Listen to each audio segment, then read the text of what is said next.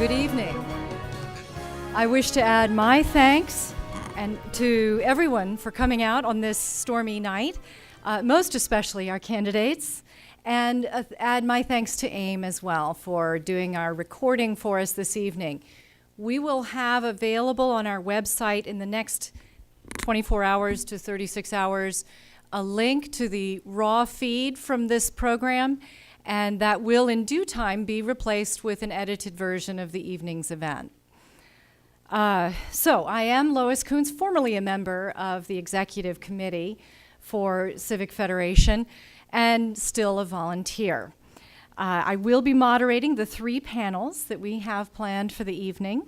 So I'm going to begin by outlining the program mechanics and reviewing a few rules, which are also available in print for you all to read along. The order of the candidate panels we will begin with the Virginia House of Delegates 49th District, and then we will go to the Arlington County Board, and then to the Arlington School Board.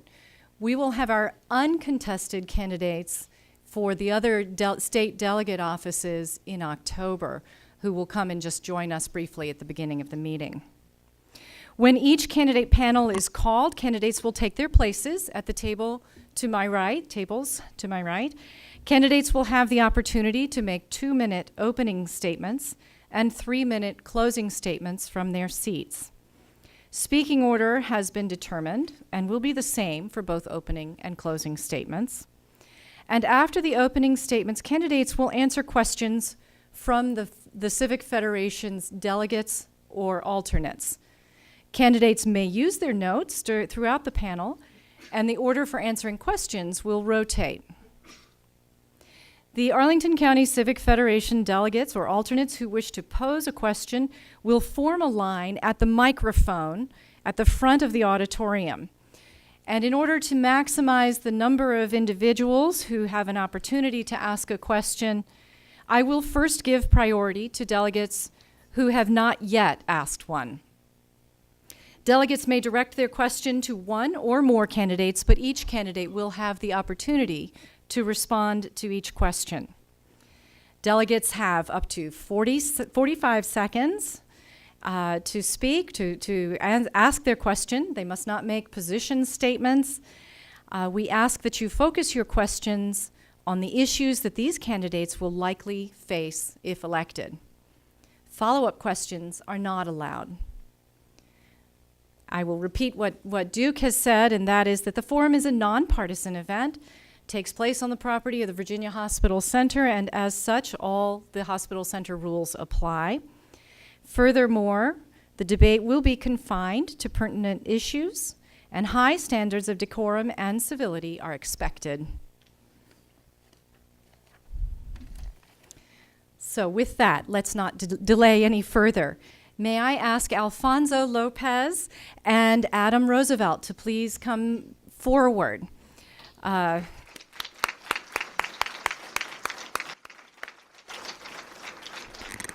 speaking to all of our candidates, the microphones here can be temperamental.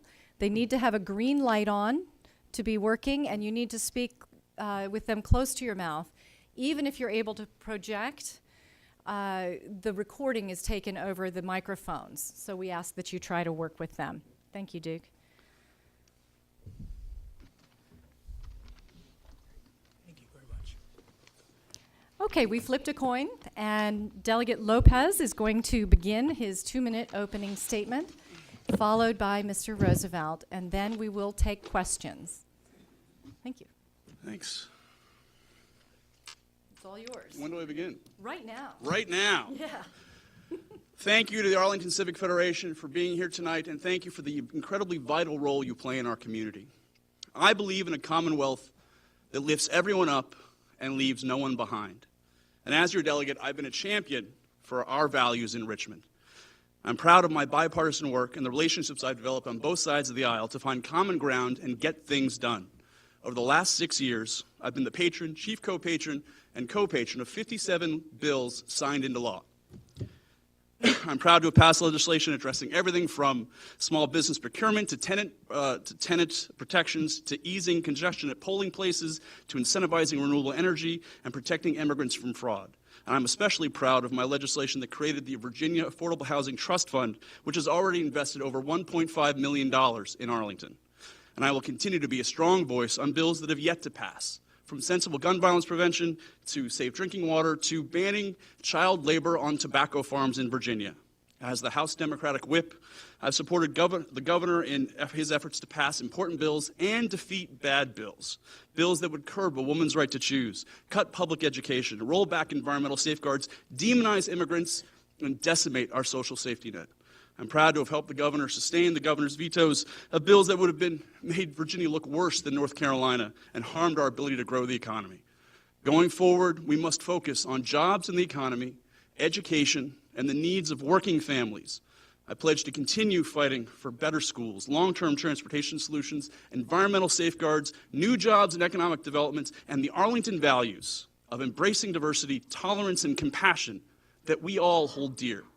Politics is not about power, it's not about money, it's about improving people's lives.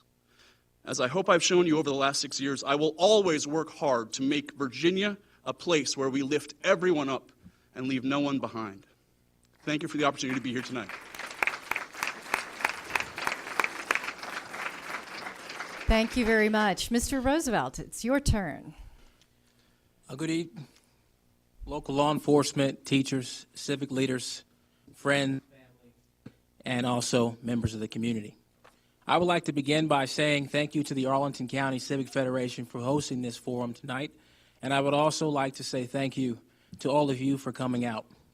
I would like to extend a warm welcome to my opponent, Mr. Lopez, for accepting the request of the Arlington County Civic Federation.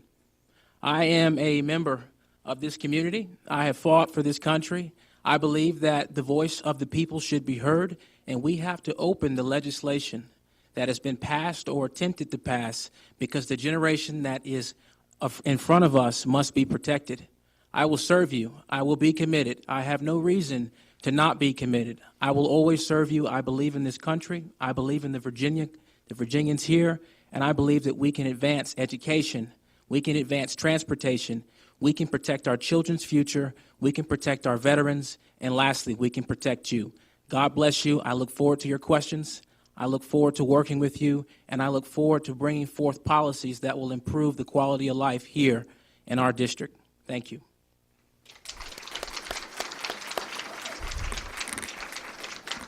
I thank you both. It's time now to come down to the microphone if you would like to ask some questions of our candidates. Again, when you come to the microphone, please say your name and the organization which you represent as delegate or alternate. There you go. It's working now. And keep your question to 45 seconds. Thank you, Stephanie. I'm Stephanie Pryor, a resident of 49th, as well as Penrose Neighborhood Association delegate. Since the Affordable Health Care Act got through with Congress this year, will you support expansion of Medicare in the Commonwealth of Virginia? You mean Medicaid? Medicaid, yeah, sorry. That was new to me about Medicare. Here are the facts. 6,100 people in the 49th district, the second most of any district in the state, could benefit from Medicaid expansion. 400,000 people in Virginia, 30,000 new jobs. People talk about this as a health care issue. It's a moral issue as well, but it's also an economic development issue. The fact is that Lee County in Southwest Virginia lost its hospital. What CEO is now going to put their manufacturing plant or their call center or any business in Lee County, knowing full well that if their worker gets a stroke or has a heart attack, the closest hospital is 75 miles away in West Virginia, a state that expanded Medicaid? The fact is that, as a lot of people might know, my wife and I just had another baby. Thank you. Don't clap, it's my time. It's wonderful news, though. He was born prematurely. He's been at the NICU at Georgetown since June 9th. He came home two weeks ago. I just got the bill. If I didn't have insurance, I'd have to sell my house or declare bankruptcy. And the fact is this: there are working families in Virginia without health insurance. Working families. It's immoral not to expand Medicaid. And here's another kicker. The hospitals in Virginia 2 years ago agreed to pay the entire percentage that the federal government would have the states pay. So the hospitals would have made it free for Virginia. And we still couldn't get it passed out of the House of Delegates. That's not about personal health. It's about politics, and it's wrong. Thank you, and congratulations. Thank you. Mr. Roosevelt, we'll come to you next, and for the next question, we'll start with you. Well, congratulations on your baby. I have a little girl as well. Her name is Amaya Bella, and she's my heart and joy. I actually grew up in Norfolk, Virginia. I was very impoverished. I ran from a lot of the problems in the community. I was not afforded a lot of the opportunities that a lot of people have growing up. And I will tell you that as I grew and I learned to develop a sense of the world and understanding of business, I looked at our state and I said to myself, I'm a person that came from a neighborhood that we're talking about. What kind of plan of action am I going to think about to protect the people that came from my neighborhood? I have to ask myself the hard questions. But I will tell you right now, as a small business owner, the Commonwealth of Virginia cannot sustain the expansion of Medicaid. We need to look at something that is going to be realistic for our economy, because we will rob the next generation of young people who do not have a voice today, those children, the unborn children, the next generation. And I'm here to make sure that we pass legislation that is responsible, that will improve our economic focus, and will protect the next generation of children. So that's my response to that. But let us look at the numbers. Let us not try to pass legislation based on just emotion alone, but let us talk about the next generation that has to grow up in the 49th district. You mentioned, Mr. Lopez, the district that was not in this area. We're talking about the 49th district right now. What this means is those taxes will increase. That is what they failed to tell you, is that your taxes will increase, and we have enough taxes as it is. Let us work with the governor. Let us work with the House of Delegates to put forth a plan that will protect the next generation. Thank you. Thank you. And maybe we can hold our applause until the end of the panel for our next delegate. Next delegate question. Good evening. I'm John Snyder. I'm from the Douglas Park Civic Association. John, could you step closer or lift up the microphone? Yes. Thank you. John Snyder from the Douglas Park Civic Association. Immigrants are a large part of our Douglas Park community and of the 49th District. We've seen over the last year or so that there's legislation pending that would require ICE, require compliance with ICE detainers for all localities, and that would also ban sanctuary cities, although we don't actually have any sanctuary cities. Would you support or not support this legislation, and why or why not? Thank you. That was a very good question. And I will start based on my experience. I was in NATO, the North Atlantic Treaty Organization, for 3 years. I served as an immigration president for the Pakistanis. And I'm a young man, so I will tell you I spent a lot of time. So when it comes to immigration, I am very, very strong on my position here. And what I want to make sure is that people are legally migrating to the United States so that we make sure that the benefits that are allotted to the United States citizens, that has to be our first priority. But we do have communities that are impacted. I will tell you, I fell in love with the Latin American community.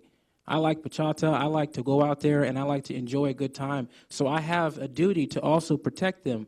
So here's what I want to do. I want to talk to the legislators in the House of Delegates. I want to talk to our state Senate about making sure that the folks who are here and who are not criminals, who have not actually committed felonies in our district, have a future here in the United States of America. But as for the people who have committed crimes in Virginia, we have to remove those illegal immigrants. To To answer your question, no, I don't support any of those bills. In fact, I helped lead the fight in opposition to them for the last several years. The 49th District is the world in a zip code. There are 108 languages spoken in South Arlington and 58 languages spoken at Wakefield High School, our local high school. I'm going to mention this in the future, but my dad was undocumented when he came to the United States at the age of 19. It took him 5 days to get a green card in 1958. Today, it takes 7.5 years if you're lucky, 13 years usually. What we have is a fundamentally broken immigration system at the federal level. What Virginia's, some localities like Prince William County and what some delegates like Bob Marshall have tried to push is a patchwork quilt of immigration laws for the entire country, or which is not what we want. Here are the facts. This administration, this new president, and Tom Holman, the acting director of ICE, has put forward regulations saying that anyone, no matter what your status, if you are here undocumented, you will be deported. And so you are seeing a huge uptick in the number of deportations happening right now. The problem is that, as we've seen today with the DACA rescinding, that it's not who we are. It's not the approach we should be taking as Americans, as Virginians. We're better than this. We need comprehensive immigration reform. These decisions need to be made at the federal level, not at the state level. And the fact is, I agree with my colleague here, not my colleague, my opponent here. If you commit a violent crime and you're undocumented, I'll be the first person to say you should leave the country. But the fact is, dreamers, who maybe in some cases brought here through no fault of their own when they're infants, have not committed any crime. And making them suffer for the sins of the parents is not who we should be. Thank you. Our next question. Hello, I'm Ron Haddix from Columbia Heights Civic Association, and President Trump has killed the Clean Power Plan and weakened the EPA. As a member of the General Assembly, what will you do to address the climate change in Virginia and protect our environment for future generations? Yes. There we go. I am very proud of the fact that my background's in the environmental policy, environmental legislation. I was a member of the B team at the federal level for several years right out of law school. I worked at the Council on Environmental Quality in the Clinton White House. And I'm proud of the fact that I'm the founder of the Virginia Environment and Renewable Energy Caucus. And my co-chair is in the back of the room here, Rip Sullivan. And what we are now doing is talking about stuff that Virginia should have done 15, 25, 45 years ago. Just talking, but we're doing it in a constructive, bipartisan way. This is a bipartisan group that has brought together Republicans and Democrats, scientists, academics, Homeland Security folks, to figure out legislation that we can move Virginia forward on. Here's the problem.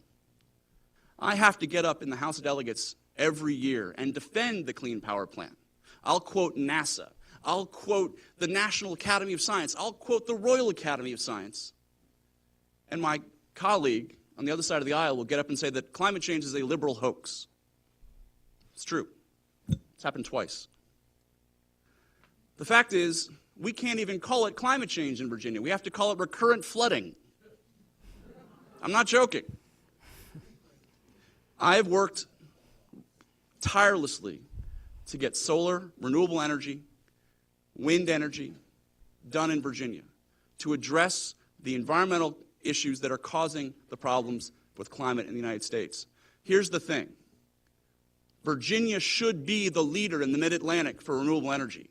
We're leaving hundreds of millions of dollars, tens of thousands of jobs on the table. We should be the best for wind off the coast, solar in the valley, hydrokinetic in our rivers, and the best place in America to grow switchgrass, a biofuel, is Martinsville, Virginia, a place in desperate need of jobs, especially ag jobs. We're leaving money on the table, and we could be helping the environment at the same time. I'll just remind my opponent that we're talking about the 49th District. So when we talk about clean energy, and it is not just a liberal statement here, what needs to be assessed is putting forth individuals who truly understand the issues. I know that NASA has produced a report, and they talk about the levels that are increasing, and it's been measured for quite some time now.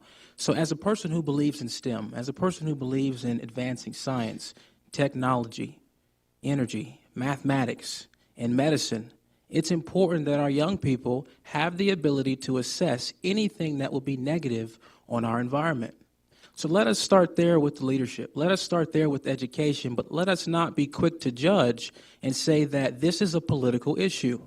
And I think we've got a lot of problems right now when it comes to politicizing issues that predominantly need to be proven by science. We're all here for the advancement of education. We're all here to encourage our children to be scientists. We're all here to make sure that our children go after the jobs in environmental science. Let us be the leaders. Let us be the parents. Let us be the community that goes and champions science. Let us reach the stars, since we want to cite NASA. Thank you. Just so that nobody is standing there needlessly, I think we have time for 2 more questions only. Thank you. I'll make mine quick. I'm Dave Gelman with the Yorktown Civic Association.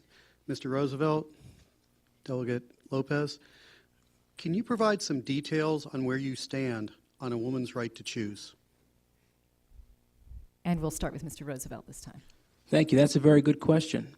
I will tell you that I stand for the protection of the mother's health. I stand for the protection of the child. There needs not be any legislation or any person that stands in the way of that, because a woman is strong, a woman is very strong, and we must protect that woman, but we also must protect the child's life. It is very important that we don't politicize this issue as well. That child is entitled to life, but the mother is also entitled to life as well.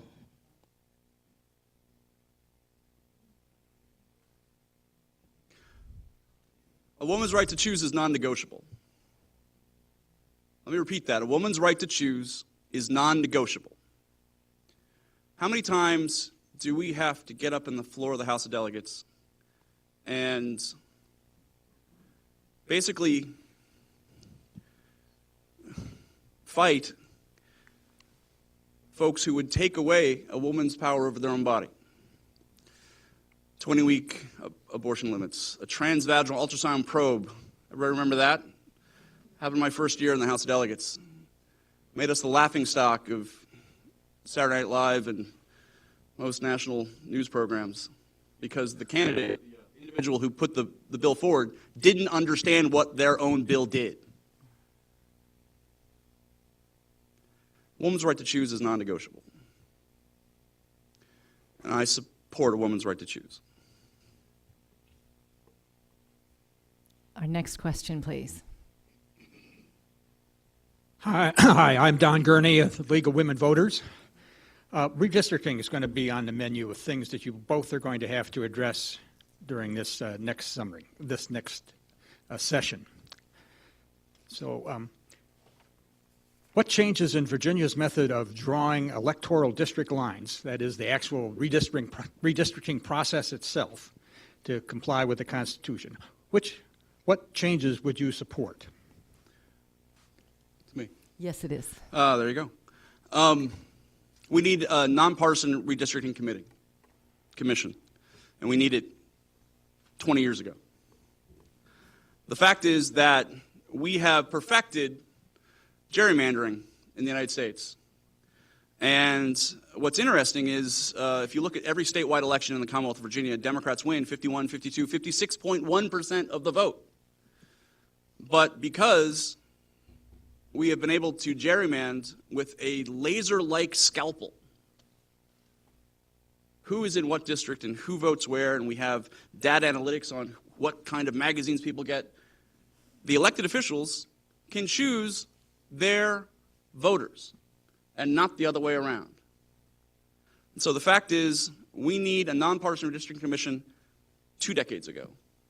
And I have been fighting with my colleagues in the House of Delegates from Arlington tirelessly to help people to vote.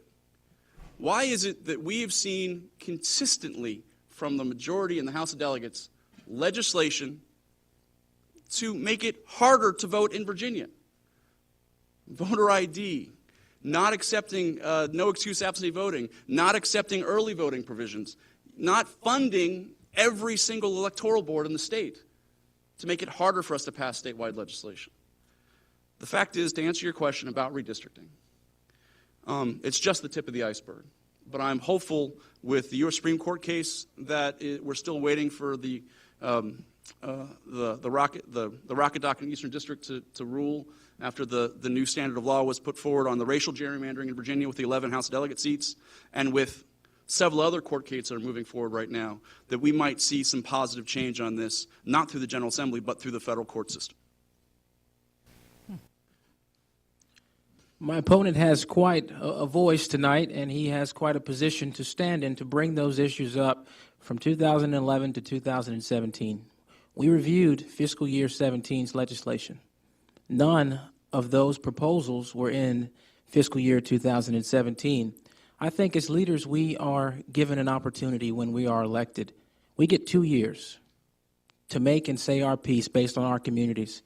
If there is going to be a discussion about anything redistricting, and it was so important, that legislation could have been passed.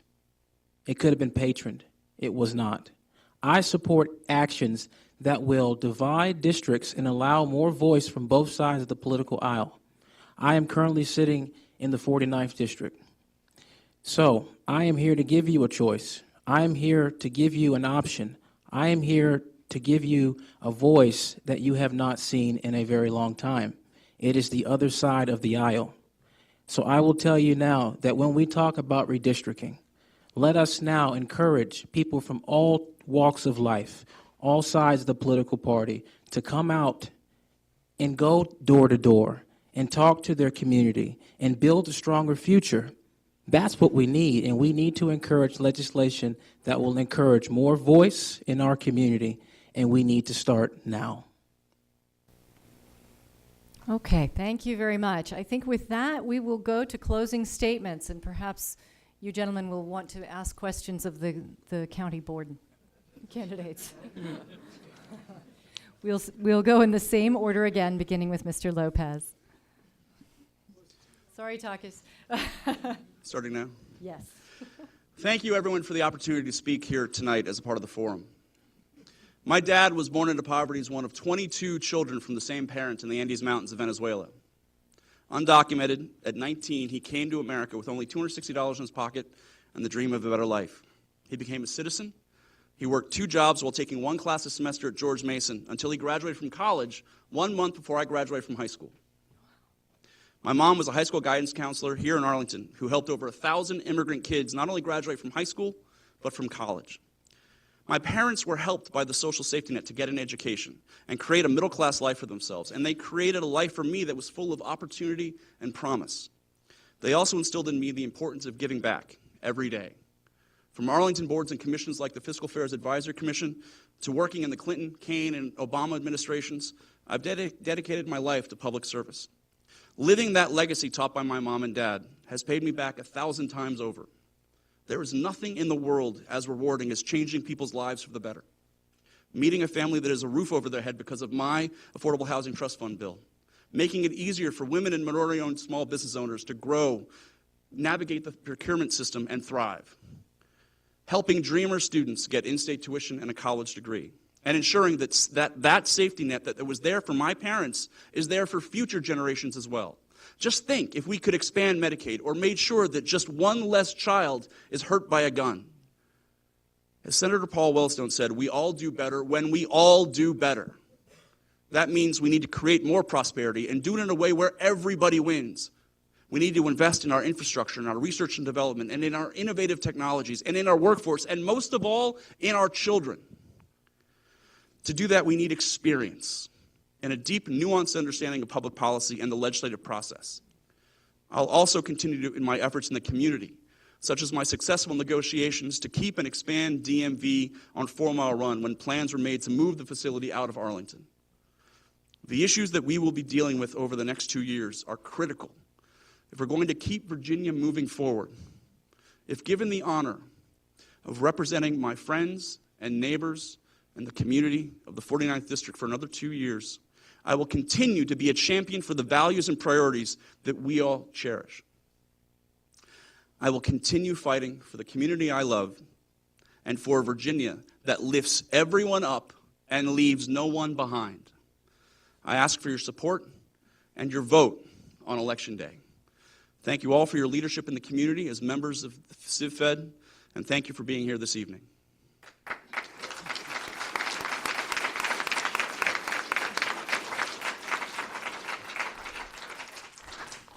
And now to you, Mr. Roosevelt. I'd like to start by saying thank you all for coming out and all the civic leaders that are currently here tonight. If you elect me to the House of Delegates, I will help you decrease your taxes. I can tell you right now, as a young person, how much it costs. The cost of living in this area is very high. The taxes continue to increase. There's more justification for taxes each year. Every one of you in this room is impacted by the increasement of taxes here. Let me be your voice to advance the education system and to connect it with the workforce that our children can be proud of, but they can actually obtain higher paying jobs. Most of our children are moving out of the district. We've got 20% office vacancy space because of our taxes. We have got to work together to make this district more livable. Let's talk about the transportation. Let's improve our infrastructure. Let's make sure that it is reliable. Let's make sure that it is affordable. Let's talk about our small business programs. Let's pass legislation that will help our small businesses obtain contracts in the state. Let's cut the taxes so that our small businesses are not overburdened. Let's work with the families who are returning home from war, the veterans. We've got a lot of resources here in our backyard. Let us build the community that we can be proud of. Let us prepare for the 21st century. I will never let you down. I will always be committed to all of you. And if need be, I will die for each and every person in this room. That is why I deployed to Afghanistan 2 times. That is why I went out there and served the community of our people overseas. 13 countries later, I stand in front of you now because I love this community. I love the Commonwealth of Virginia. I believe that our future is bright, but we must secure our future now. Open the pages of the legislation that has been patroned. I assure you, you will be surprised. Let us now work together as a community. You have a choice now. I am here to be your voice. I am here to represent you as a member of the House of Delegates if you so allow me to do so. But look at what we're trying to do for our community.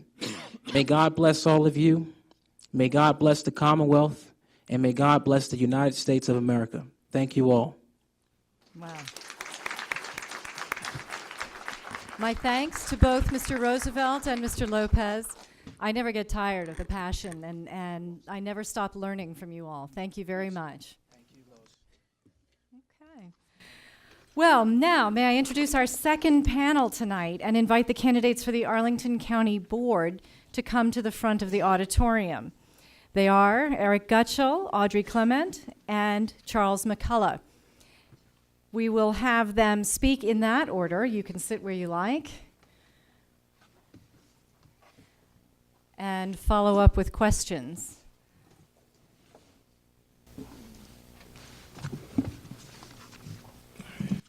Okay. It's nice and warm. Thanks, Alfonso. Anytime you're ready.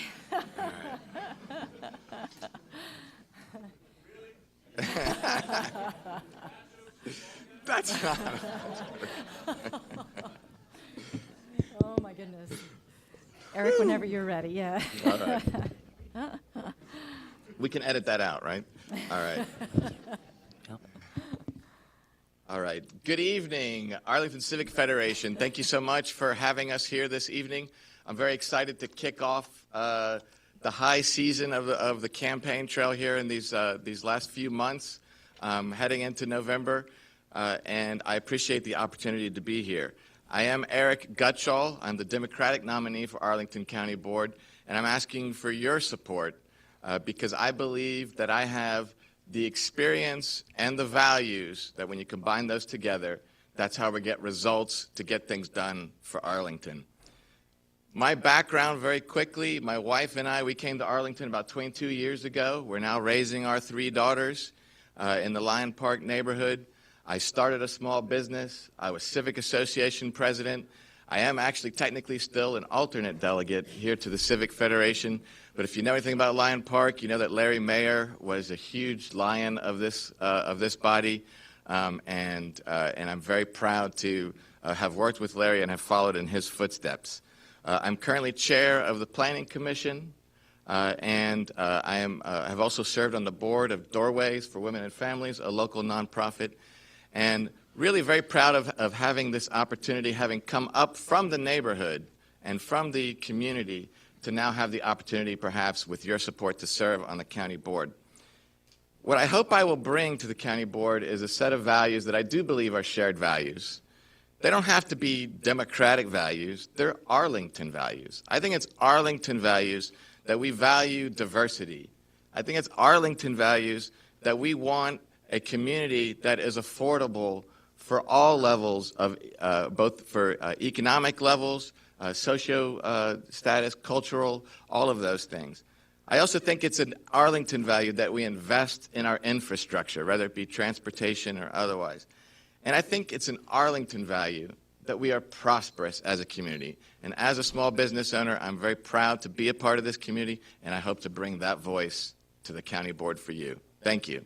Thank you, Mr. Gutshall. Ms. Clement. Good evening, Civic Association members and Arlington voters. Thank you for inviting me to this forum. As a 13-year resident of Westover, I know that Arlington is a great place to live and work. We enjoy an enviable lifestyle with easy access to jobs, shopping, entertainment, and places of interest via metro, not to mention schools, libraries, parkways, parks, and bike trails that are unrivaled in Northern Virginia. But all this is in jeopardy. The Arlington office occupancy rate, which is still way below its historic average, is about to take another plunge as the Trump administration gears up to slash, burn, and riff all non-military discretionary spending. And that, combined with his proposed budget's disproportionate impact on Arlington County, could result in the loss of thousands of jobs, a depleted tax base, and significant hardship for unemployed government workers. In short, Arlington is facing the prospect of a very serious economic downturn that it must address if we are going to maintain essential services and meet the needs of our citizens. County Board can no longer meet budget shortfalls by simplistically upping the tax rate. The impending economic crisis requires electing a board member who will exercise independent leadership and stand up to special interests when necessary. As a longtime civic activist with a PhD in political science and service as a congressional fellow, I am qualified to fill that role. I am an advocate of long-range needs-based planning, not the sleight-of-hand fixes that current county board concocts to hide its funding for pet projects and wasteful spending. This year, the choice is clear: complacency in the face of a push to decimate the federal workforce, or a firm resolve that our county board must respond to the crisis. I urge you to vote Clement independent on November 7th to assure that needs, not wants, drive county government. Thank you very much. And now for our final candidate. My name is Charles McCullough. I was raised by two public servants. My mom is a retired postal worker, hey mom, and my dad is a police officer turned minister. They taught me to serve with courage and compassion, and with those values, I'm excited to serve Arlington as a progressive leader on the county board. You all get to decide whether I'm the right person for that job, but I want to tell you about a few of the reasons I'm qualified to lead and some of the work I've done that I'm most proud of. First, I built a small business here in Arlington, so I know how challenging some of the county's one-size-fits-all procedures make it to grow and thrive. Second, I know how to execute a big vision and turn a good idea into reality. As an attorney, I led a multi-million-dollar Gates Foundation-funded initiative. Third, I pay attention to small details. As a paraeducator, I worked hand-in-hand with teachers and parents to design student-specific learning plans. And fourth, I know how to bring people together. As an embassy staffer, I helped forge partnerships between startups and Fortune 500s, so I know how to attract business to Arlington. I'm running because the Arlington way needs to put people first. Here's how I'll do that. I promise to make a full-time commitment to this job. That means meeting with every civic association and answering your phone calls within 24 hours if I can. And I promise to lead with an inclusive Arlington can attitude. Here's an example. We need a better process in place as we address the biggest challenge facing Arlington, housing affordability. Let's talk about a unified approach that merges county staff from across agencies into a single entity responsible for preserving, operating, and advocating for certified affordable housing for those in need, and pioneering ways to keep Arlington homes affordable for the rest of us. On this and so many other challenges facing our county, you deserve a voice and you have the right to expect results. I can deliver those results. Fantastic start. Okay, it's time for questions. Everybody run. We're going to start with Ms. Clement in answering and move to Mr. McCullough with Mr. Gutshall last. And then the next time, Mr. McCullough will take the first answer and we'll continue rotating. Okay. I can cue you if necessary. Mm-hmm. Who is our first delegate? Hi, my name is Mike Cantwell. I'm the president of the Yorktown Civic Association, and this question is for all of you. We often have heard in the previous debates about the dysfunction in Congress and the dysfunction at the state house level. We also talk about the Republicans and the Democrats. Could you explain why you ran as an independent, and then, Mr. Gutshall, why you ran as a Democrat, and why you think that's the better way? Well, as some of you know, I have my roots in the National Green Party, but I recently, or maybe not so recently, became disillusioned with the National Green Party, particularly over the election, its platform in 2016, because I saw it moving way too far to the left. And I believe that that was not consistent with my beliefs. First of all, I tend to believe that the truth lies somewhere in the middle, and that's where the voters are. And I believe that it is actually a matter of principle to seek the middle or seek the center whenever possible. I am concerned about extremes on the left. I'm equally concerned about extremes on the right, and that is the principal reason why you see me running as an independent today. Thank you. Yes. I ran as an independent because I am an independent. That's how I'm registered here in Arlington as an independent. But why I come forward and I'm running as an independent is because I believe that's what we need right now in Arlington for the issues that are confronting us. We need to be able to have an unencumbered voice for issues affecting us. A voice that can go beyond the trappings of party politics.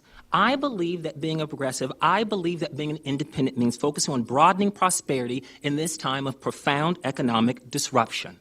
I believe that a progressive is someone, and as an independent, I am a progressive, an unconservative independent. As an independent progressive, I believe that it's our duty to make sure large institutions play by the rules, whether it's government or whether it's business. So as an independent, I believe that I'm able to bring forward ideas that are proven, that are practical, and able to fight for them in a way that opens up our possibilities across the aisles, whether it's a Republican, whether it's a Green, whether it's a Democrat, just to take the good ideas that work, that are proven, and make sure that we can apply them here. And also, one reason why I want to run as independent is because it gives us an opportunity to speak power to truth. See, and what does that exactly mean? Sometimes you're not able to, if you're in a particular party, call out things that you see. A lot of times what I've been hearing is, for example, oh my goodness, Charles, I try with the board and I don't get a call back. I try with with county staff, I don't get a call back from a lot of the major issues that are confronting us as a county. So as an independent, I'm able to again make sure that I can go beyond party politics and just address the issues that are affecting us. Thank you. Well, thank you, Mike, for actually a great question that's not sort of your typical kind of question, and I appreciate it very much because I think it gets to the heart of what I was talking about in my intro in terms of what I think are Arlington values, and they don't have to be Democratic values. But I will say this, that as I became increasingly involved in Arlington and more aware of the great legacy that my family has been able to enjoy in terms of fantastic schools, a great business environment, diverse and welcoming communities, places to walk to, walkable community, all of those things that Arlington is well known for. And I look at it and I think that's the legacy of the Democratic leaders that have gone before me. So when I became interested in both from the Planning Commission and then taking this next step, and I looked at where would be the natural home for me, the Democratic Party was very easy. And certainly in national politics, I'm very much at home with the Democratic Party. But what I will tell you is that I was actually floored and overwhelmed by the fantastic people, the people that I respect so much, who work so hard to make this community the great community that it is, and they are, by and large, the Democratic Party, the Democratic volunteers who do endless, countless hours of the hard work of what it takes to take an idea like the one that I introduced 2 years ago to this community of missing middle housing, and to build the support for that, and to go out and knock on doors and make phone calls and build support for that. It takes a party, and I happen to be very comfortable and very at home with the Democratic Party. I think it's a great legacy in this community, and I would be proud to continue on in that tradition. Having said that, I am also very pleased to report, as somebody who did not come up from within the party, that I feel very much at ease that there's plenty of room for new ideas and for disagreement within the party, and I look forward to having a few of those disagreements because it's healthy. Thank you. Terrific, thank you. Next delegate, please. Curate, Westover Village. I've been a Arlington resident for almost 2 decades, a commissioner for almost a decade. I think that the most pressing question, I believe, is how are we going to balance the upcoming rapid development, including luxury townhouses, and how are we going to balance that with preserving diversity, including but not limited to affordable housing? And in your answer, I'd like to know what new ideas, if elected, you would implement, not including the Affordable Housing Master Plan, because that's already been passed. Thank you. Mr. McCullough, will you begin? Yes. Like I said in my opening, I believe that housing affordability is the #1 issue facing Arlington. For too long, development has meant displacement, and that should not be the way. And unfortunately, that's become the Arlington way. So to get to your question, what I'm bringing forward is new ideas. What can we do to increase our availability of certified affordable housing, but also market rate affordable housing for the rest of us? Well, first, we need to make sure that developers are paying their fair share. Right now, developers are only paying 1/3 of what they could possibly pay under state law to finance certified affordable houses if they decide to buy out certified affordable units.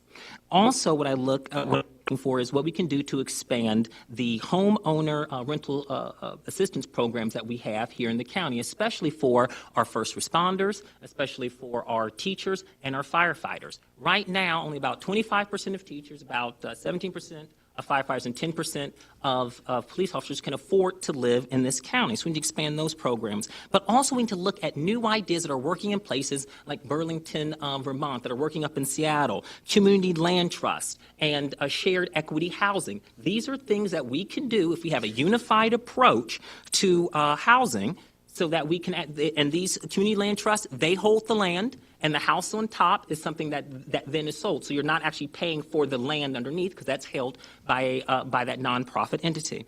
And the next thing that we can do is also look at, within that unified approach that I was talking about, we have the power within Arlington County, if we decide to move forward with a unified approach to housing affordability, to avail ourselves to new HUD loans, to new long-term exempt bond options. Again, new revenue that we can put into certified affordable housing and market rate affordable housing programs. All right. Thank you, Curate, for the question. As somebody who sort of became involved in the affordable housing issue about 15 years ago when I was first became president of my civic association. And through the redevelopment of Clarendon, through the battles about at the gates of Ballston and Buckingham, and on through the passage of the Affordable Housing Master Plan, and now as my time on the Planning Commission, I've observed that what I think Charles has aptly described is that for too long that redevelopment has meant displacement. And that's why I have introduced to the community and look very forward to implementing within the framework that is provided by the Affordable Housing Master Plan what's known as missing middle housing policy. This is not subsidized housing because I don't believe that we can subsidize our way to mass affordability for the middle class. But I would agree it is absolutely essential to our community that we maintain the ability of the middle class to thrive in Arlington. So to do that, we do need to redefine our development paradigm in Arlington. I would agree that for too long it's been really about very high density in our metro corridors and preserving our low density single family neighborhoods. That's worked out as a smart growth strategy largely well, but it's left out the middle class and what's called the missing middle. So what I'm calling for is that we would have market-driven development of neighborhood scale, modestly sized homes that can be, think of like European-style flats, cottage clusters, those kinds of things along our major transportation corridors. So this is not in the center of our single-family neighborhoods, but along the edges, taking advantage of access to transit, just enough density to support neighborhoods serving retail. It's a great formula for success for redefining our development paradigm that will create places for the middle class. Oh, well, thanks, Kira, for the question. It was spot on. I think the first thing we have to do to promote affordable housing in this county is recognize the fact the county board itself has a very serious conflict of interest. Because for every affordable garden apartment that is torn down, it stands to reap at least 4 times as much in real estate taxes per year as in the new luxury developments that go up in their place. And that is exactly what has happened in my neighborhood. In Westover, 3 garden apartments went down in 2013 that were the whole property of which was valued at about $4 million. The luxury unit townhouses that replaced them sold for an aggregate of about $16 million. So the county itself reaped an incredible boondoggle in letting that go through. Now, of course, it was a by right development. It couldn't have stopped it. But one of the things that the county can do is promote historic designation for those properties that are going down. And in fact, the Westover community in which I live was designated national historical in 2006. Right now, the Arlington Historic Landmark Review Board Historic Affairs and Landmark Review Board is sitting on a proposal to provide local historic designation to that community and has been sitting on it for a year. And that's because the single-family homeowners in the nearby don't want it. They want redevelopment. They think that's good. Their philosophy is, I got mine, you get yours. One of the things county board could do that it's not doing is educate these people that there are benefits in the form of historic designation to these homeowners themselves. But in any event, I'm not trying to go after single-family homes. I am trying to preserve garden apartments through historic designation. Thank you. As Mr. Braswell approaches the microphone, we'll start again with Mr. Gutshall on this question. Bill Braswell, Chair Levy Heights. We sit here and we talk about affordable housing, accessory dwellings, any number of subjects. But if you look in the audience tonight, there are slightly over 100 people. There are over 100,000 people in Arlington. What are you guys, what are we going to do to galvanize the 100,000 people to understand and know what are the issues here in Arlington and how do we solve them? Thank you. Well, Bill, that's I hadn't actually thought of it that way. I guess I would say this. When I've been out knocking on doors and I talk to folks, been at farmers markets and talking to people, and just in general, out and about, I really do feel that that the issues, you get a wide range of issues, most of which at one point or another in these campaigns have been talked about. But there are, I think, the three very common threads that I think are widely on folks' minds. And number one, if you've got kids in school, or you had kids in school, or you understand that schools are the bedrock of any community and are the bedrock of our economic development model, that we've got to take care of and make sure that we are providing for the capacity that we need in our school system. And that is why I have pledged to work on the county board with the school board to find the solutions to make the most out of the limited space and dollars that we have to make sure that we're providing the space that we need for our schools. Number two is affordability. And I've already described a little bit about the missing middle, but I think that is all wrapped in with one that we want more affordability, more geographically dispersed around the county, and we've got to make sure that the middle class does not get priced out of Arlington. So whether you're a young family that's just starting out and trying to make your way in Arlington, or you're seniors that want to age in the community, we've got to have the housing that our middle class needs in Arlington. And the third, something that is very, very near and dear to my heart, has to do with the business environment and what are we doing, what can the county do better to help our small businesses, the heart and soul of our community, the innovators and the entrepreneurs, to thrive in Arlington. And that's why I have proposed that I would help the county government establish a get-to-yes culture of customer service to make sure that our government is not a stonewalling bureaucracy, but actually helps our small businesses. Thanks. Ms. Clement, that's you next. Okay. Yeah. Yes, well, I think that's an excellent question. Basically, the question is how to encourage more community participation in county government. I have gotten my education in county government primarily by attending and enduring county board meetings, endless county board meetings. And I can Oops, what's happened?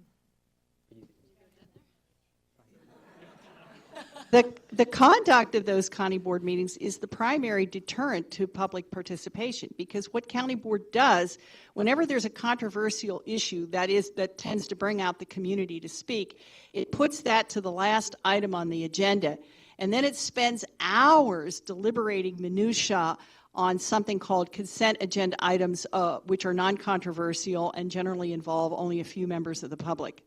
And this discourages people. I mean, after you've been through one of those marathons, you don't want to come again. And if you think it's just me, I want you to go to Scott McCaffrey of the Sun Gazette, because he has communicated the same thing to me at county board meetings in the past. It is really an endurance contest, and that's what's discouraging public participation.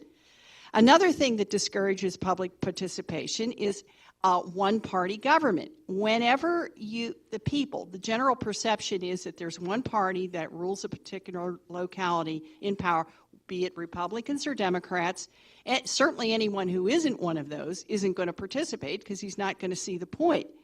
Also, those who are actual partisans of that party are similarly discouraged because they learn very quickly that the party hierarchy determines who actually wins the primaries. And we saw that this past year when the party conducted what is known as a firehouse or caucus primary instead of a state-sponsored primary, and extracted a pledge from every voter that they would not support any of the winner's opponents in the general election. So if you sign that pledge, technically you can't vote for me, and nor can you vote for Mr. McCullough. Do you think that's democratic? And in addition to that, indeed. So in addition to that, some concretes. that we can do. Developing a streamlined county to citizen liaison system through our ombudsman's office is critical. We need to be able to call in and not just get an answering machine and no reply back. We need to have, and through that streamlined system and through the ombudsman's office, it would be great if particular staff were assigned to particular areas of the county, so you, whether you're a business or whether you're a resident, you know to call. Why is this necessary? One great example is, and why people aren't participating, and because they don't feel like they're being listened to. I remember back in December reading about a water issue that was happening up in Yorktown and happening over in Old Dominion, if memory serves. Okay, so it's a water bill. If you all don't know, the water bills are coming in double, triple. It's ridiculous. One person, right? So maybe check your pipes. No. 10 people, right? So maybe it was some construction they were doing. No. This is 80-some-odd people with this problem. And they're all getting heard back from the county is either, oh, check your pipes. Oh, do a color water test. Oh, well, you know, we charge for sewer in the winter as opposed to summer, and some jurisdictions don't do that. What am I saying? They're getting the runaround. Would you want to invest in a county that was giving you the runaround? Meaningful inclusion is something I'm talking about, that I talked about in my opening. What does that mean? Meaning that we're going to have a process, we're going to be faithful to that process, and we're going to actually hear different points of view. Is that what you feel happened at Reevesland? Is that what you felt happened at Westover? Is that what you felt that happened in Columbia Pike? Regardless of how you feel about what we were told, how much it cost at one point and how much it cost at the other, the fact of the matter is we left an entire community without transportation. That's not an Arlington value. That's something some of us here had a position that they could have talked to about if they were going to be progressive about. That's why people don't show up. And as an independent, I want to make sure those voices are heard. Thank you, Mr. McCullough. Thank you for the question. Hi, Dave Hughes, Bluemont Civic Association. This is for all of you. What is the one issue about Arlington government that keeps you up at night? What's the one that you want to answer and that we'll be able to take away as something that you stand for and that you're concerned about? Ms. Clement, we'll start with you this time.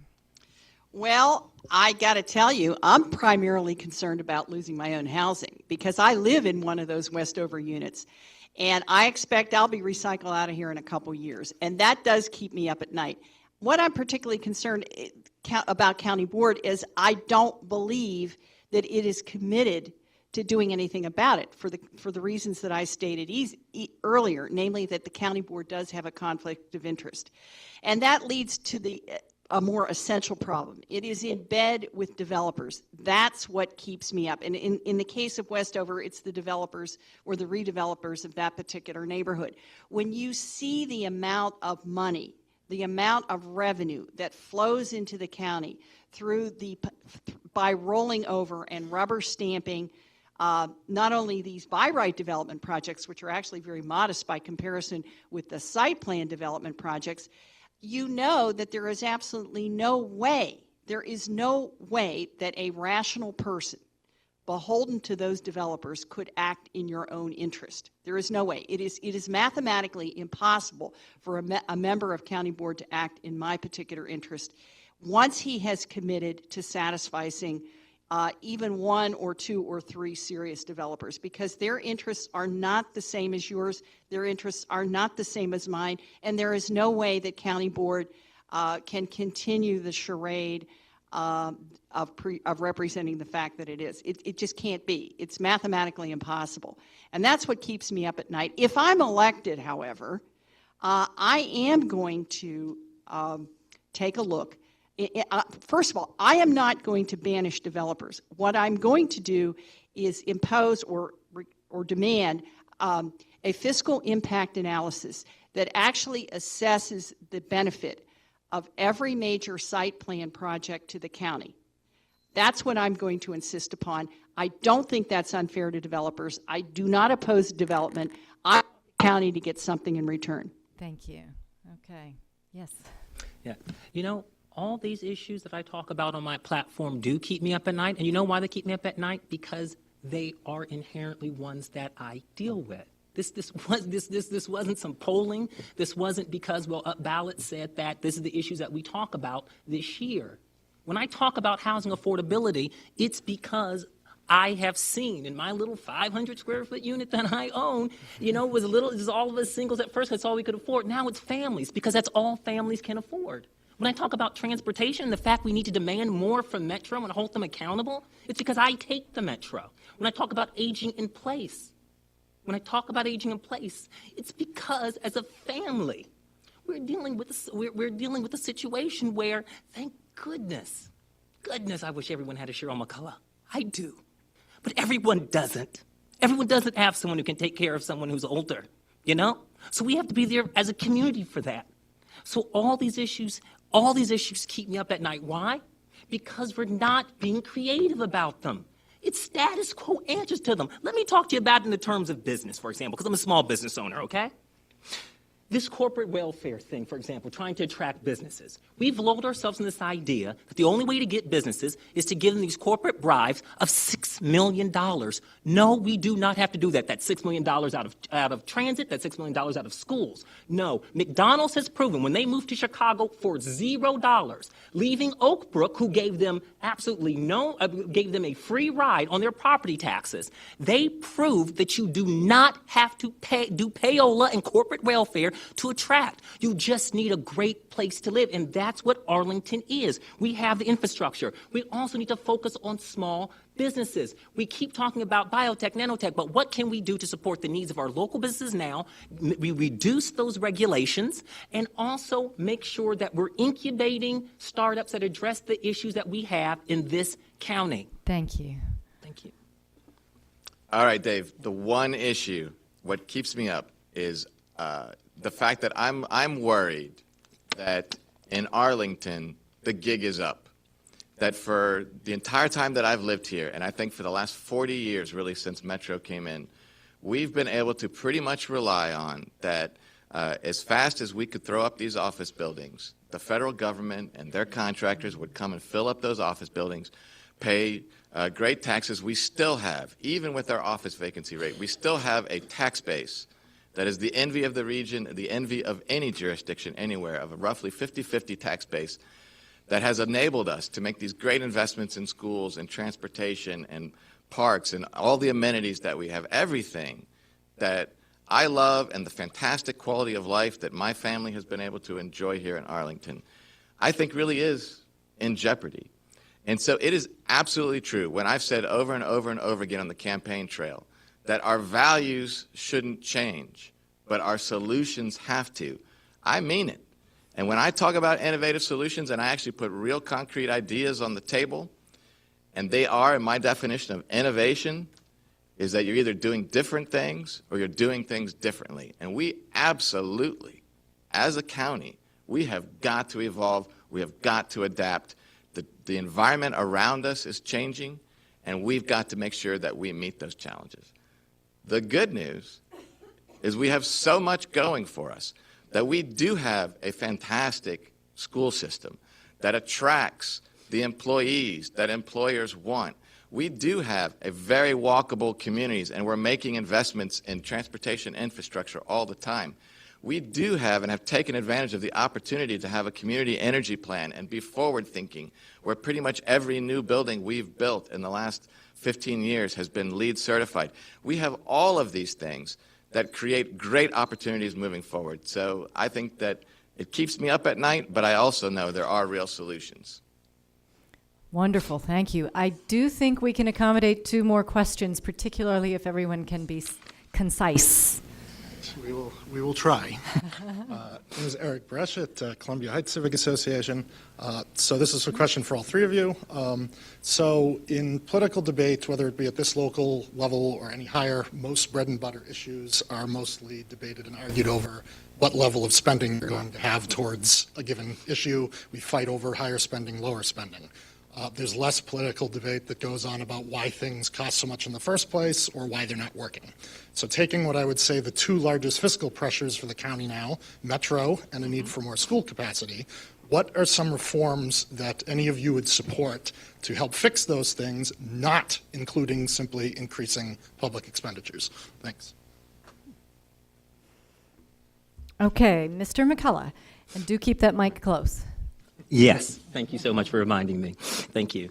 If you look through, and I invite you all to go online to votemccullough.com after this is over and look through my platform, you'll actually find that that a good number of the ideas that I propose would either be revenue neutral, revenue generating. I look for ideas. Again, I have a history of working locally, nationally, internationally. So when I look at what works in different cities, one thing that I look at is what can we do to actually create more revenue. So you'll see that across ideas. So it's not just adding in this great new idea and it's going to cost us more money. When I look at Metro, like I said, it's about accountability. And part of that accountability measure would be, because Metro, goodness, they have a great way of, like Wimpy, I'll gladly pay you on Tuesday if you give me a hamburger today, and we need to make sure that when I talk about those accountability measures, that would make sure that they don't come back to us for another 3% the next year unless they hit those accountability measures. And one way we need to enforce that, and again, why it's important to be an independent so you can speak power to truth. I was absolutely shocked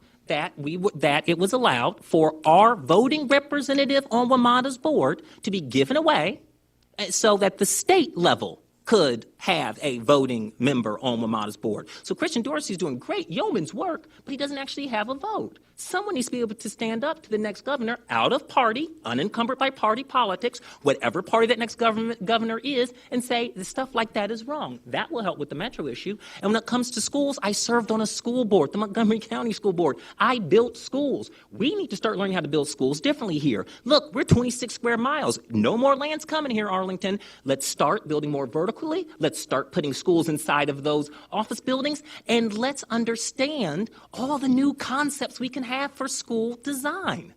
That would do a lot to save money when it comes to schooling.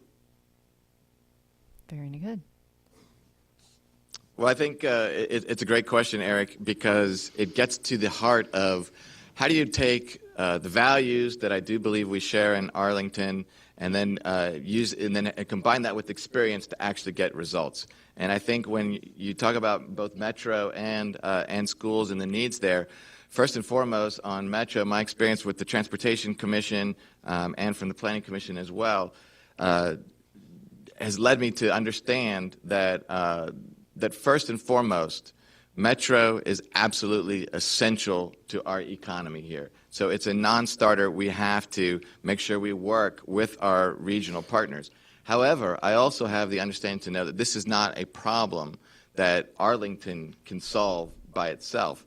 And absolutely, in fact, it is true that we are not going to be able to come up with the funds on our own to make sure that Metro has that permanent and new source of funding that it needs to make sure that it can sustain a capital program that the system is worthy of coming into the future. So what will I do? I will continue to support Christian Dorsey as our representative on the Metro board, and I will support when the time comes and we have a solution that the General Assembly in Richmond can agree to, as well as on the Maryland side.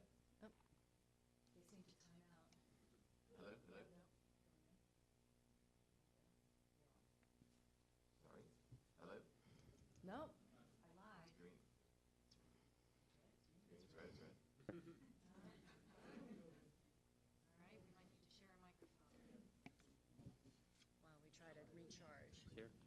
You want to try mine?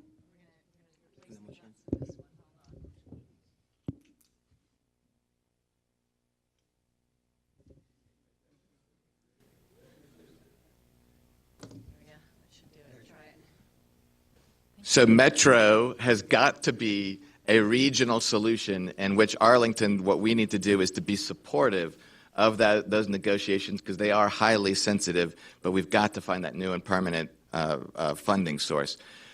On the school side, something that does not require additional funds, and it's something I've advocated for several years now, was the establishment of the Joint Facility Advisory Commission. We now have that.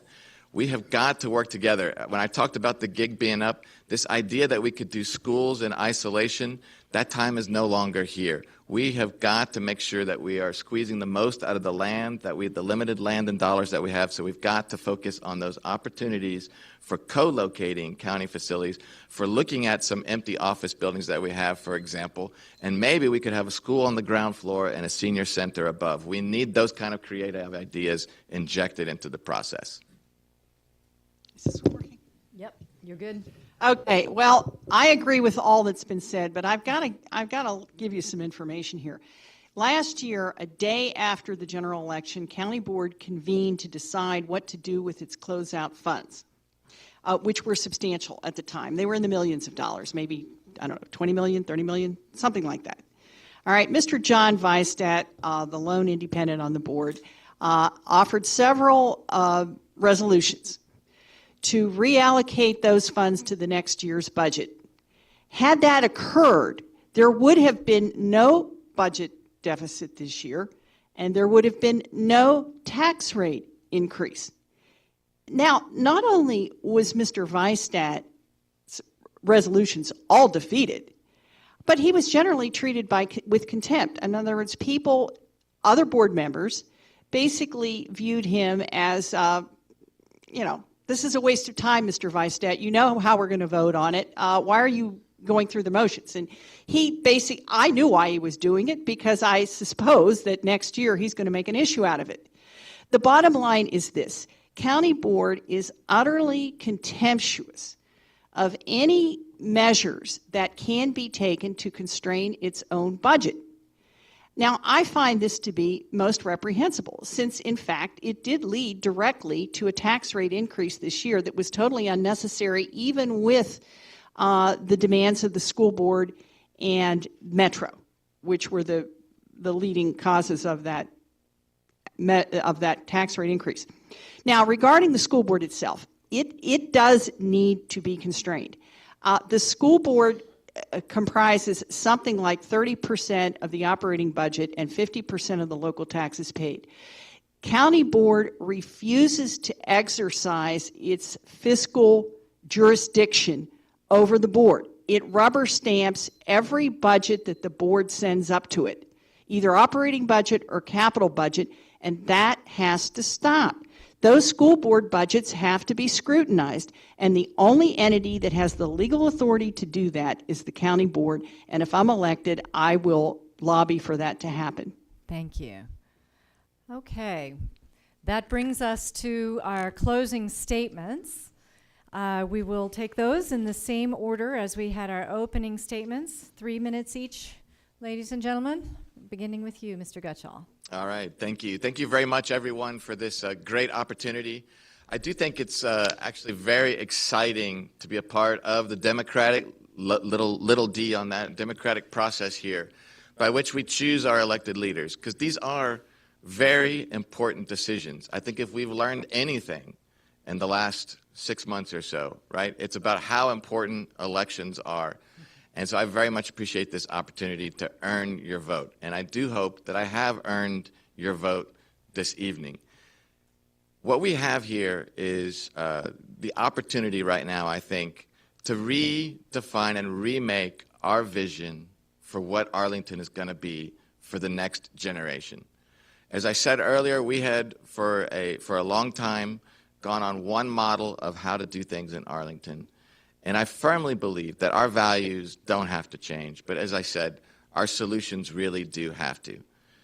I think that I have the experience as a Civic Association president, as a father with 3 girls in Arlington Public Schools, as a member of a board of a major nonprofit, having come up through our commissions, both Transportation Commission, Planning Commission, having served as liaison to the Economic Development Commission, and most importantly for me, owning a small business and knowing what it means to try to grow a business in Arlington, and actually having the opportunity to see that business succeed, and knowing what it's like to have employees who count on you.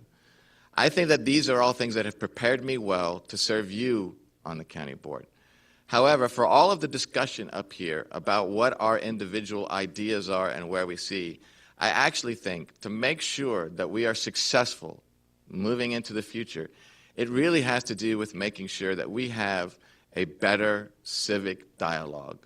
One of the things that has fallen to the wayside, and unfortunately, as we have started to struggle with these constraints that we now face that we haven't had to face in the past, is our civic dialogue, I think, has degraded. We've had an erosion of trust in the county board and in our county government and in the county manager's office. And I think that the best thing that we can do to make sure that we are prepared to meet these challenges is to reinvigorate that civic dialogue. So I pledge to each and every one of you that I will strive to listen to all voices to make sure that the county government is always open and transparent in all the public processes that we do. And if we do that and we work together, I am quite confident there is no challenge that we can't meet together. Thank you very much for your time. I appreciate it. Thank you for your patience with our system as well, Mr. Gutshall. Arlington is a great place to live, a fact that was made clear to me on a recent visit to neighboring McLean. The bumper-to-bumper traffic on Chain Bridge Road and monolithic skyscrapers towering over residential developments as far as the eye can see contrast sharply with Arlington's walkable neighborhoods. Arlington is also one of the wealthiest counties in the U.S., number 6, by the way. But while it is paying corporations millions in taxpayers-funded incentives to stay here, small businesses struggle, and too many longtime residents are being gentrified out of their homes. At 18%, Arlington's office vacancy rate is unacceptably high as federal agencies move to cheaper digs elsewhere in Northern Virginia. True, the Office of Economic Development has recruited some high-profile corporate tenants and shaved 1% off the vacancy rate. But small businesses are hurting and are likely to hurt even more should the Trump administration's proposed budget cuts go into effect. I was unhappy that County Board increased the property tax rate this year by 3.3%. Neither the government workers who live in the county nor the local entrepreneurs who rely on their patronage needed another tax grab on top of rising assessments. What residents and businesses do need is a fiscally conservative board member, an independent who will stretch their tax dollars while maintaining basic services. As an independent voice on county board, I pledge to save our parks, not pave them over, use bond money to fund schools, not Taj Mahals for some students and trailers for others, stop recycling garden apartments into luxury townhomes and cutting down our precious tree canopy for more parking, stop the backroom deals and shenanigans that sadly determine way too often the decisions made by county board. In addition, if elected, I will require a fiscal impact analysis for every major site plan development project to assure that it actually benefits the county. End the county's pursuit of wasteful vanity projects, redirect funds to basic needs like streets, schools, libraries, and public safety, and seek tax relief for both residential and commercial taxpayers. Visit audreyclement.com to find out more about my campaign for a better Arlington. Please volunteer or donate, and remember to vote for me, Audrey Clement, Independent, on November 7th. Thank you.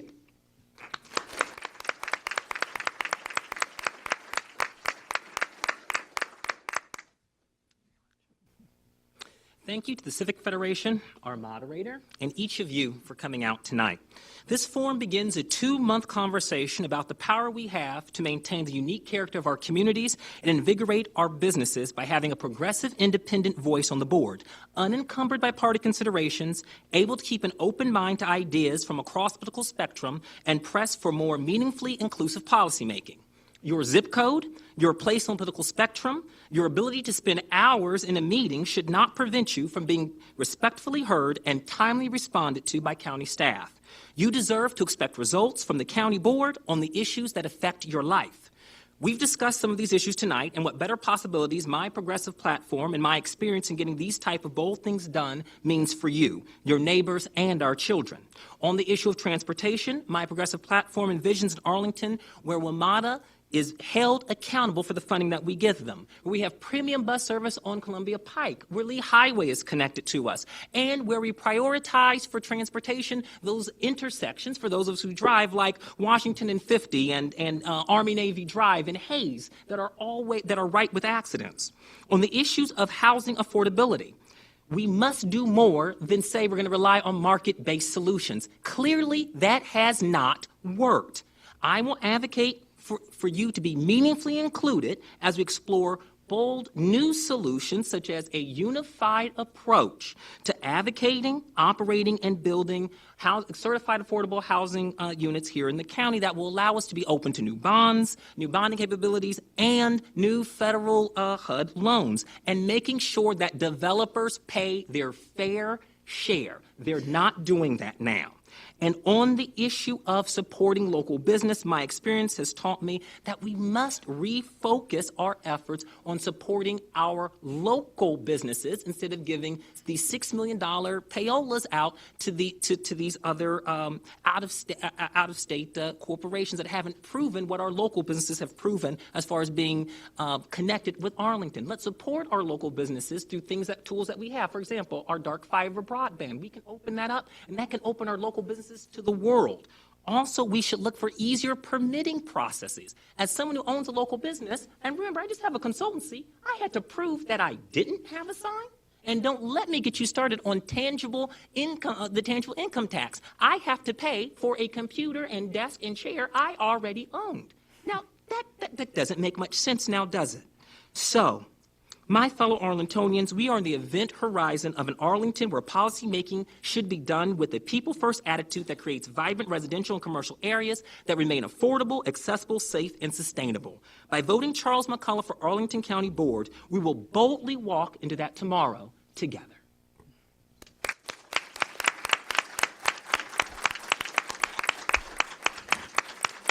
Well, my sincerest thanks to all three candidates for County Board.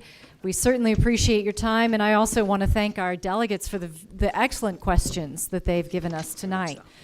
So with that, we will move to our third and final panel. May I ask Monique O'Grady to approach the microphones?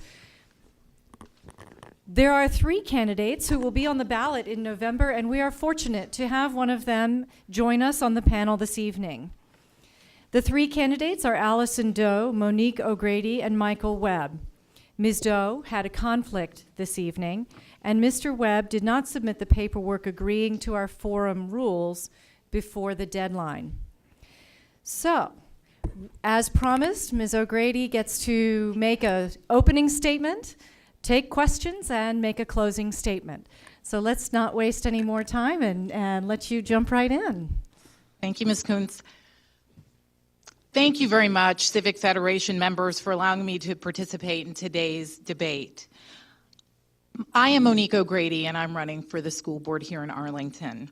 I have been an Arlington resident for 25 years, and I have been an APS parent for 19 years, and if I start thinking about today, it's about 20, because one of my children started 8th grade today at Gunston Middle School. My husband Mike and I have 3 children. 2 have gone all the way through APS, from preschool through graduation. During that time, I've been a parent at 5 different schools. I have volunteered in my school. I have volunteered on county-wide committees that have helped raise money. I have volunteered on committees that have helped cite schools, that have helped with the academic strategic plan for our school system, and other committees. In addition to that, I have served on the Arlington Arts Commission. I've worked at the Roslyn Business Improvement District. I've been a volunteer in my church, and I even helped get signatures to put sidewalks in my neighborhood. I am running for school board because I believe we're at a crossroads. We're short on money, we're short on seats, and we're short on time to fix this problem. I promise you that I will work diligently to get in front of our capacity crisis. In addition to that, I'll work on 3 priorities that can be deemed my ABC priorities. A, academics. I think it's just as important that we concentrate on instruction as construction.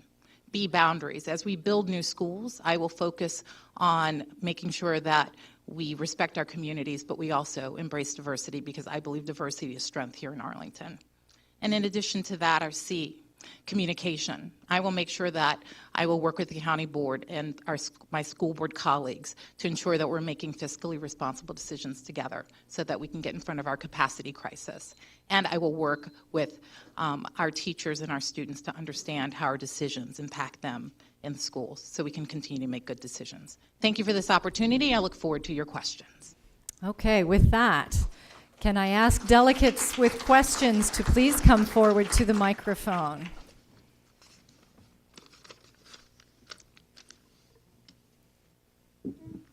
Sarah McKinley, Columbia Heights. And Monique, I've long admired you as an activist, and but I want to come here today to raise a very difficult issue that I've been wrestling with. You've been an advocate, a strong advocate of the Montessori system. And in Arlington, we have prided ourselves with providing multiple educational models for kids. I mean, we as a community have more options available for families than almost any other community. But when I go to Ohio and I talk to people about Montessori, what I'm told is that the school systems in Ohio basically voted out Montessori because they're per student much more expensive. You have the Montessori model requires 2 full-time teachers for each classroom. Excuse me, Sarah, could you ask your question briefly? Well, I'd like to see, so people have asked me, shouldn't we consider, given our, there's no statistical correlation with any higher educational outcomes for Montessori than any of the other models. And given our educational constraints, people are saying to me, maybe it's time that we get rid of Montessori as, if nothing else, than a cost-saving measure. I'd like to hear your thoughts on that. Thank you very much, Sarah. I would share with you that decades ago, when Arlington looked at starting a preschool program, they looked for the best preschool program that was available to institute in a community, and they chose the Montessori program. The Montessori program's been around for 40-plus years in Arlington. It is a program that serves a huge diversity of students. It is fed mostly, 2/3 of the students come from families who make 80% or below median income. And it is subsidized by other families who make more money, and that money helps to finance that program at the preschool level. The students now have the opportunity to continue on in Montessori, and this has served many, many students in our community. The program actually requires 1 full-time student, and it benefits from assistance, not 2 full-time teachers, but a lower-level assistant. I believe that as we look forward in the future, Montessori will have a new home. And when it has that new home, it will have the opportunity to be able to look at the financial requirements that the program requires, and it will be able to look for cost savings. But our students are thriving, and this is, I think, an important option in our community. And I believe that because the program starts with actually benefits from our parents who can afford to pay full tuition, which is market rate tuition. That is a way that helps subsidize our students. And additionally, that program is our most diverse program in Arlington County. There has kids from all over the county, all different backgrounds and walks of life. And so I do, and I have seen our students thrive in that program, and I believe it is a benefit. Terrific. Thank you. Next question. Nicole Merlene from the North Roslyn Civic Association. I grew up in Arlington County and went through the APS system. And when I graduated high school, I was very intently aware about the fact that we had 0 financial literacy in our schools. And so not only was it not required, but it wasn't provided. And so we have an entire cohort of people graduating from Arlington with massive debt that don't even know what a routing number is. And you don't know the difference between a debit and a credit card. You don't know what interest is. And so as on the Arlington County Board, what would you do to improve financial literacy for our students?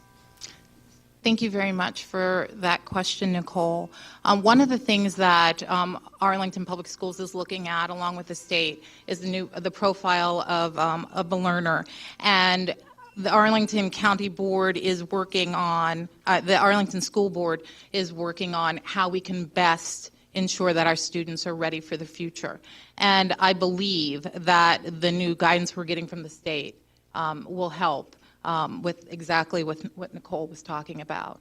I have heard, since my children graduated, they're 23 and 21, that there are some new financial components. I may be wrong about that, but yeah, well, no. But I do think that that is a very valid point, and we want our children and our students to be financially literate, and I believe that there are new programs that will be in place to ensure that. So thank you for the question. Sarah Shortall, Waverly Hills Civic Association. Thank you so much for being here this evening. I'm a former teacher, and I always found it so frustrating that teachers did not have an opportunity really to talk candidly with school board members, and as a result, school board members got a little bit co-opted by administrations.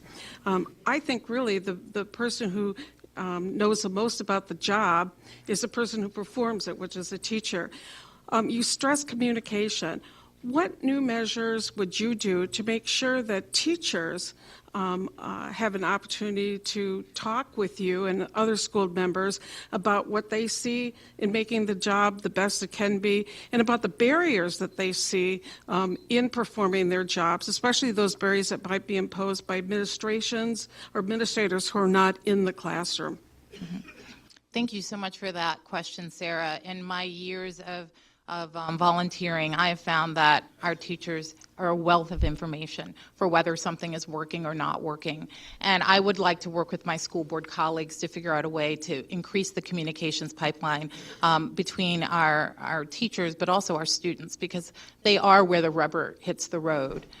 Whether that might be opportunities to speak with them candidly, in their schools, or whether that means that we have certain opportunities where we invite them to come and speak to us at school board meetings. I do want to hear more directly from our teachers, because I do feel that they have valuable information. Every single decision that the school board makes almost will be felt by our teachers in the classroom, and I think it's important to understand from their perspective whether the decisions that are being made are how they are benefiting or not benefiting our students. So I do want to hear from our teachers more.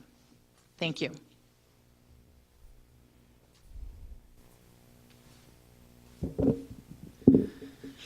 Hi, Don Gurney. Thank you for coming, like everybody else. Arlington schools have always done a great job of preparing our children to meet the world. But in light of current events, what changes, if any, do you think are needed to ensure that our students develop the critical thinking skills needed to evaluate political and civil discourse, including what's now known as fake news?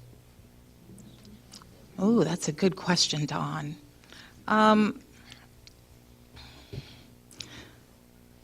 I hope that our students have the opportunity to be able to analyze all the different things happening in our country today, and across the world, in a way that allows them to have conversations in their classroom and not just textbook instruction.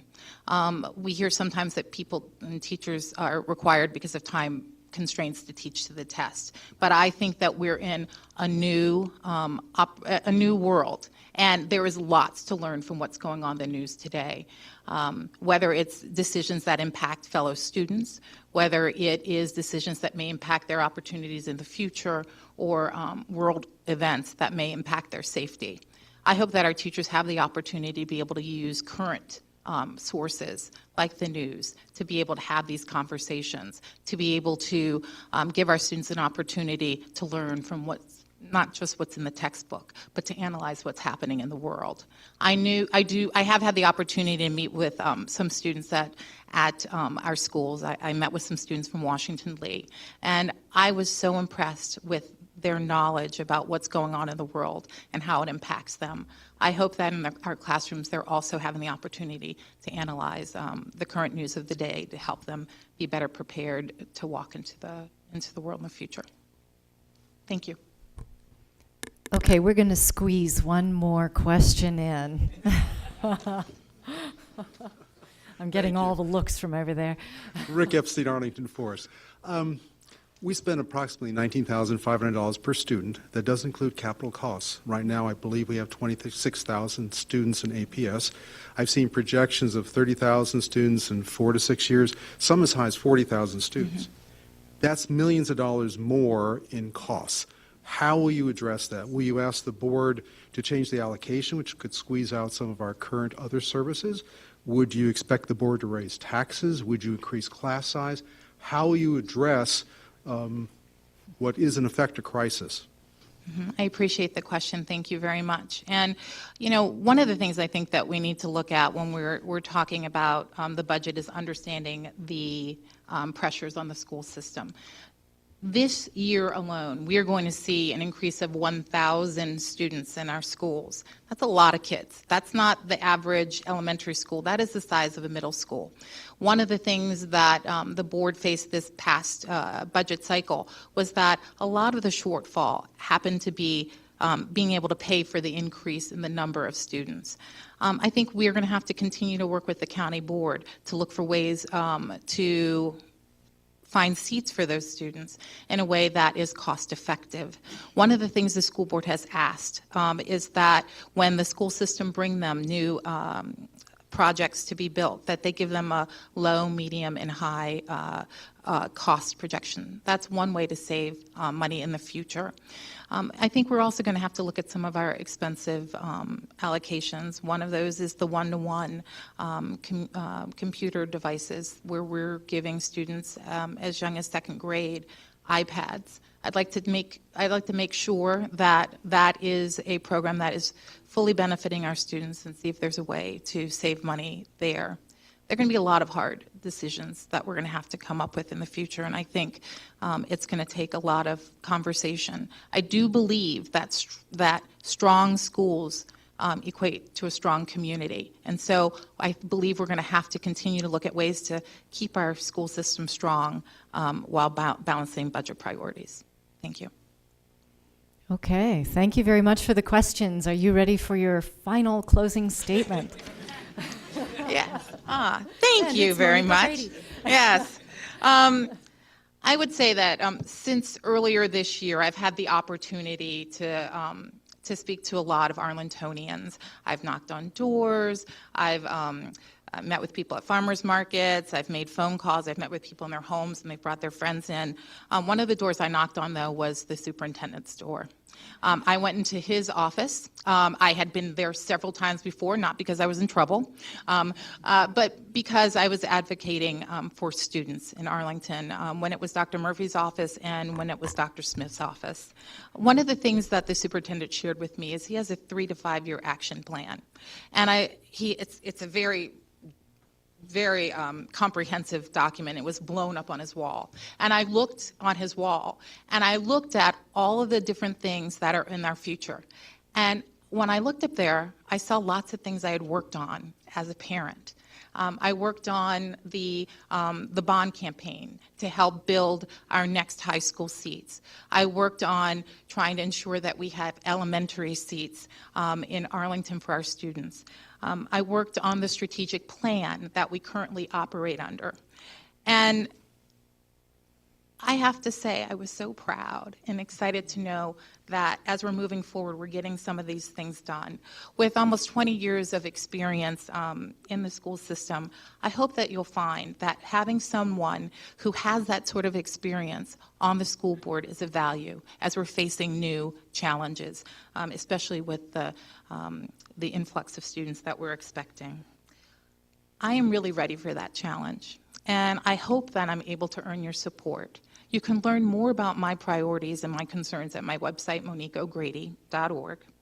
And I promise you, I will continue to listen. I will work with my colleagues on the school board, and very importantly, work with our county board members to make sure that we're making fiscally responsible decisions in a time frame that can get us in front of a capacity crisis, serve our students for the next decades, and make sure that we keep everyone's concerns to the fore.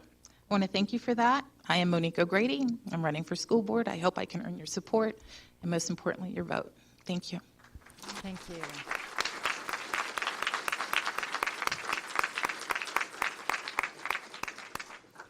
Thank you, Monique. Thanks. Okay.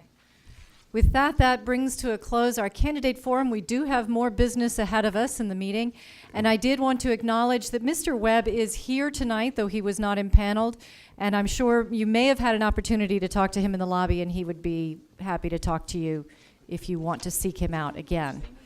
So I turn this back over to Duke to finish us out.